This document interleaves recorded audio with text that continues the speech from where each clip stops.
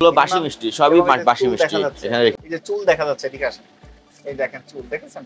আমরা কিভাবে বুঝবো? কোনো লেভেল নেই, মেয়াদ নেই, মূল্য নেই। আপনি কি এগুলো ফেলে দিবেন নাকি? এই মিষ্টিগুলো ফেলে দিবেন?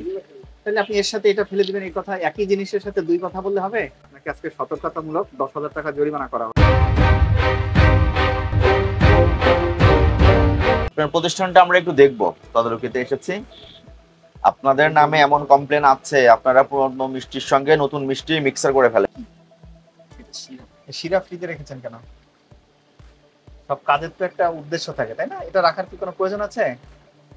এটা তো পুরাতন, নষ্ট হয়ে গেছে। হ্যাঁ, এটা ফেলে দেবো। এটা ওখান থেকে নামিয়ে ফেলবো। তারা নিজেরা বানিয়েছেন নাকি? তুই না না না, এটা কারখানা। আমরা কিভাবে বুঝবো? কোনো লেভেল নেই, মেয়াদ নেই, মূল্য নেই। পুরাতন কবেকার এগুলো বলতে পারবেন? বলেন। এই যে চুল দেখা যাচ্ছে, ঠিক আছে, এই দেখেন চুল দেখেছেন। এগুলো তো ঠিক হয়নি। এই যে এটা কত করে বিক্রি করেন এগুলো? কোথায় লেখা আছে 60 টাকা? এটা অবশ্যই ইম্পোর্টারের সিল থাকতে হবে, এটা বাইরের জিনিস, এবং এমআরপি লেখা থাকতে হবে, বুঝতে পেরেছেন? এগুলো সব নামিয়ে ফেলবেন। এরপরে যখন কিনবেন এমআরপি সহ থাকবে, অথবা ইম্পোর্টারের সিল বাধ্যতামূলক থাকতে হবে। এগুলো না হলে এভাবে বিক্রি করা যাবে না। তাহলে আপনার এই একটা অপরাধ। এই যে আপনি বাসি জিনিস রেখেছেন ফ্রিজে, একটা সুরক্ষিত জায়গা, তার ভিতরে চুল পাওয়া গেল, এগুলো কি ঠিক হয়েছে? বলেন, আপনার কি মনে হয়? এগুলো একটু সতর্ক থাকতে হবে, ঠিক আছে? এবং এগুলো আপনারা যার কাছ থেকে আনেন তাদের লেবেল দিবেন, মেয়াদ দিতে হবে, এমআরপি দিতে হবে, মূল্য, ঠিক আছে? আমরা এগুলো বলে যাচ্ছি, সতর্ক করে যাচ্ছি। এগুলো তো ঠিক না। তো এগুলো কি যেন করা ফেলে দিবেন? তো এটা ফ্রিজে রাখবেন কেন? আপনি কি এগুলো ফেলে দিবেন নাকি? এই মিষ্টিগুলো ফেলে দিবেন?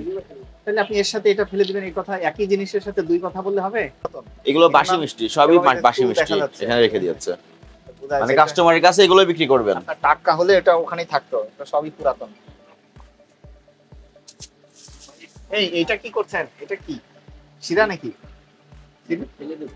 ফেলে দিবেন তো ওখানে ফেকেছেন। ফেলে দেওয়ার জিনিস রাখে ডাস্টবিনে, আপনি ফ্রিজে রাখছেন? কাজ করতেছি। হ্যাঁ, এসব কথা বললে হবে? এই বিদ্যুৎ খরচ করে আপনি ফেলে দেওয়ার জিনিস ফ্রিজের ভিতরে রেখে দিয়েছেন। আপনার এখানে যে অনিয়মগুলো পাওয়া গেছে, আপনি এটা স্বীকার করছেন যে এগুলো অনিয়ম হয়েছে, তাই তো? আচ্ছা, আপনার এই অনিয়মগুলো আমরা আমলে নিলাম আইন অনুযায়ী, ঠিক আছে? এবং ভোক্তা অধিকার আইন অনুযায়ী আপনাকে আজকে সতর্কতামূলক 10,000 টাকা জরিমানা করা হবে।